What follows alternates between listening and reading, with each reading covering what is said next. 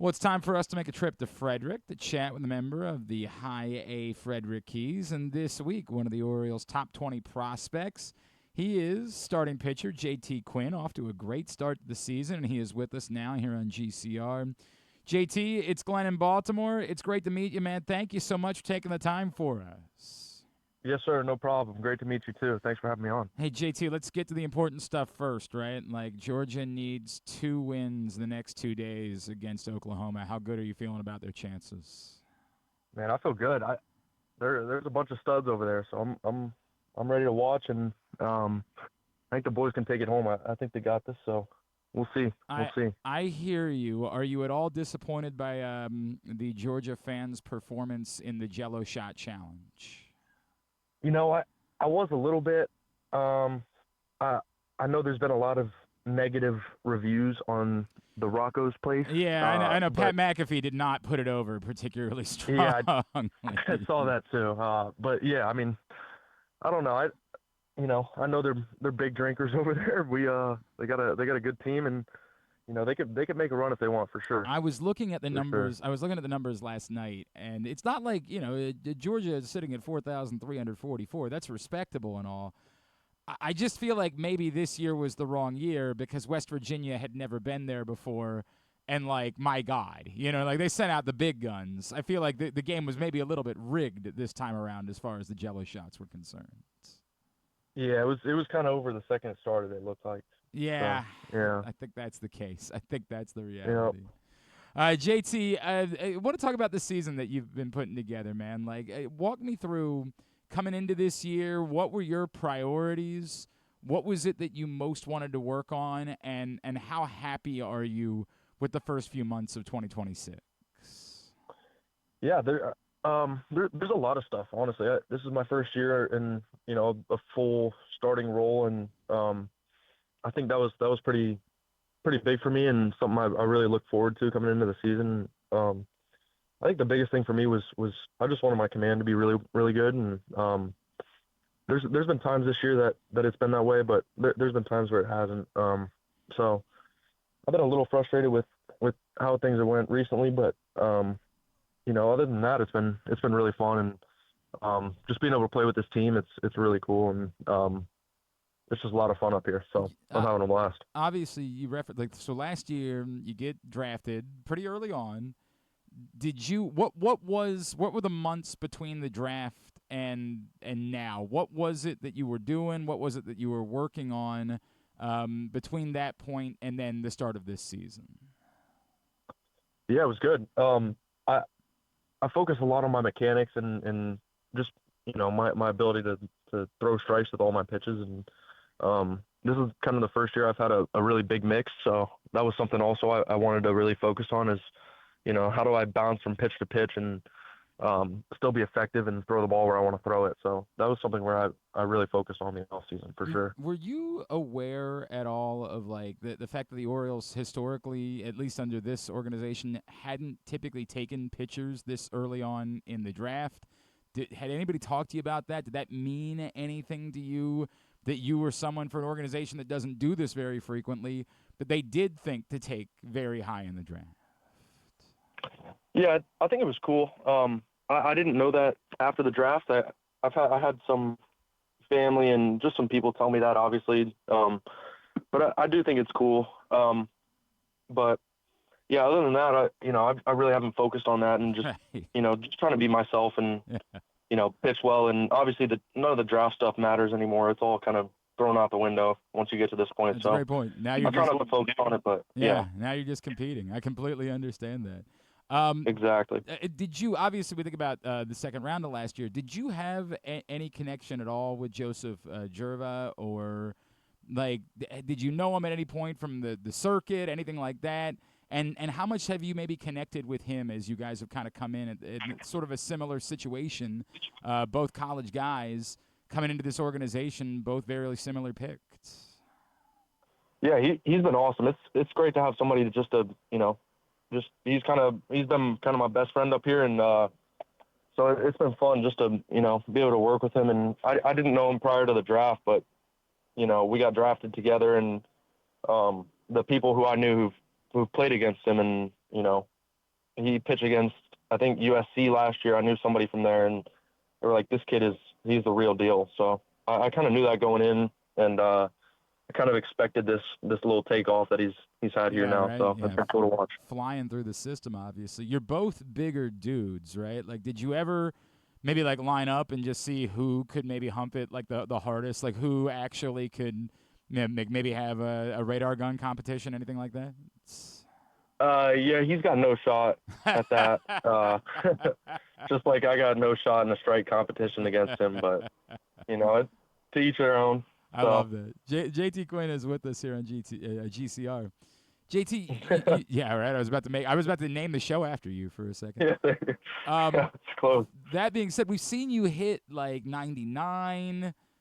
Walk me through how you handle knowing that you've got the devastating ability to deliver heat, but I'm sure you've had conversations in the organization about how frequently they want you to do that and taxing your like walk me through how much you use that, where you want to be sitting regularly with the fastball. Yeah, I mean, I guess in today's game, velo's king. Obviously, the harder you throw, the better your stuff is going to be. So I mean, there's obviously a little focus on let's try and throw harder and let's do this, but I feel like I'm in a pretty good spot. There hasn't been a whole lot of focus on velocity and stuff. It's just it kind of is what it is to an extent. I just my biggest focus has been command and just the ability to control the strike zone. That's where I find myself having the most success. You referenced that earlier, right? There's been a couple times this year you've been disappointed in that. Can you walk me through? Obviously, being at the high A level, are there starts where maybe they say to you like, "Hey, we're not quite as concerned about the results. We want you to just work on we want you to work on placement of your pitches, and one of them gets turned around. That's all good. Don't worry about that." Like, is that something that goes on in this first full season as a pro?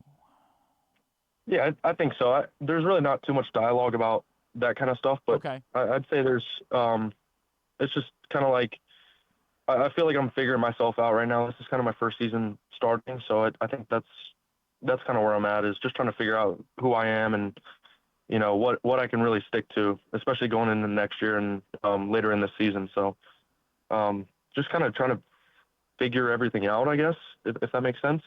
But just trying out different things and seeing what works and what doesn't. Just trying to learn, honestly. You reference obviously that first season starting. We go back to what you did in the SEC, both at Georgia and Ole Miss. I know originally you were kind of a primary starter, but then it was a little bit of a mix. Like, can you walk me through what that adjustment has been like to know this is your role now? I'm sure you were probably thinking about that during college. Like, can you walk me through what that adjustment has been like to there's no, sometimes coming out of the bullpen, sometimes starting. This is just what you are now as a pro. Yeah, honestly, I think if anything, it's been a helpful thing for me. Just to know I get the ball, every 5 or 6 days, and it's just kind of a comforting feeling. Even especially if I have a bad outing or something like that, it's coming up on you again. So there's really no time to reflect and not reflect, but there's really no time to dwell on past outings. So it's been fun just to being able to flush even the good outings and the bad just all of them, and just focus on the next one. I think that's been really fun for me, and something I've adjusted to pretty well. I think that's one of my favorite parts about this year, especially, has been that. I know, like, I have this theory, JT. Pitching is a different animal in general, but I have this theory that, like, guys that come out of the bullpen have no choice but to be psychopaths. Like, they have to, right? Like, the job requires Yeah. them. When you make a start and you go through the rhythm of the day and the day before, knowing that it's coming, I feel like there's got to be, like, maybe a little bit more tranquility involved with that. Can you confirm for me that there is far more psychopath involved when you're coming out of the bullpen than maybe there is when you are a starting pitcher? Yeah, I totally agree with that.